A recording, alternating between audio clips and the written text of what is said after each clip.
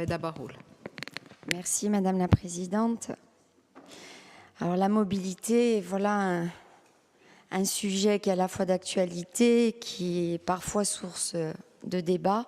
Pourtant, comme vient de le dire ma collègue, il est essentiel, bien sûr, de rappeler l'importance stratégique du développement des mobilités douces. Elle constitue un levier majeur de la transition écologique, mais aussi un facteur déterminant pour la qualité de vie de nos concitoyens et aussi de l'attractivité de nos territoires. Alors l'article paru ce jour d'Encore ce matin en témoigne. La pratique du vélo se développe certes timidement en Corse, mais j'ai bien vu une dynamique particulière en pays ajaccien, dont le schéma directeur d'aménagement cyclable prévoit la réalisation de 120 km de pistes d'ici 2029.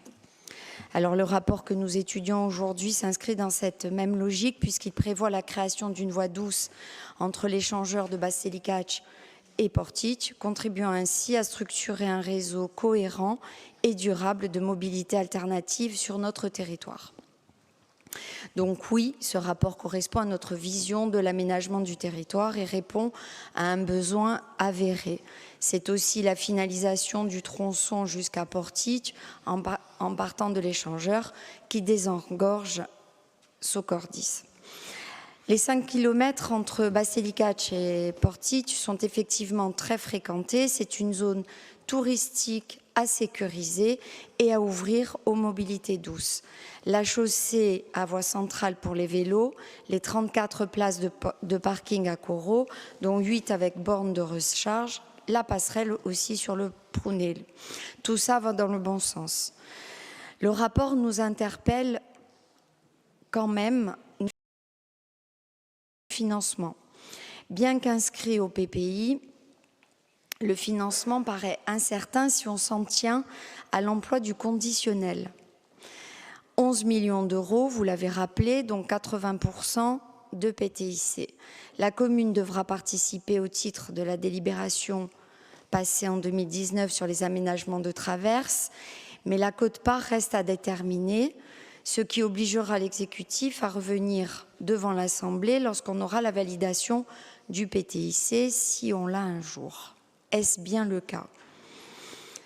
En cas de validation, l'engagement de la CDC sera supportable et forcément inférieur à 2 millions, puisqu'il y aura la participation de la commune de Grosset, même si on n'en dispose pas à ce jour, à moins que les services aient une estimation. Donc, comme je vous le demandais, nous souhaiterions avoir quelques éclaircissements sur le financement.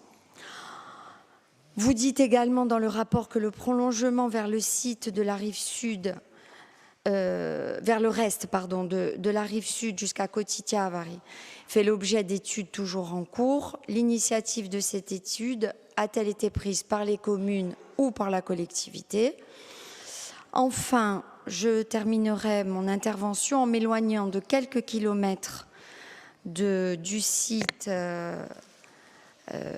envisagé, en vous demandant ce qu'il en est de la poursuite des travaux liés à la voie verte sur la route des Sanguinaires qui va du Scoud à la Parade, puisque vous avez parlé dans votre présentation qu'on pouvait aller de la Parade, des Sanguinaires à Portici, mais les Sanguinaires, ça dépend. Pour l'instant, ça s'arrête au Scoud. Donc ce projet avait fait l'objet d'une demande FEDER dans la PPI route de 2025 pour un montant de 3 500 000 €. C'est un itinéraire, vous le savez, qui est très fréquenté aussi bien par les Ajacciens que par les visiteurs. Donc rejoindre les deux tours de Capitel et de la Parade aurait du sens dans une démarche de mobilité douce cohérente. Je vous remercie.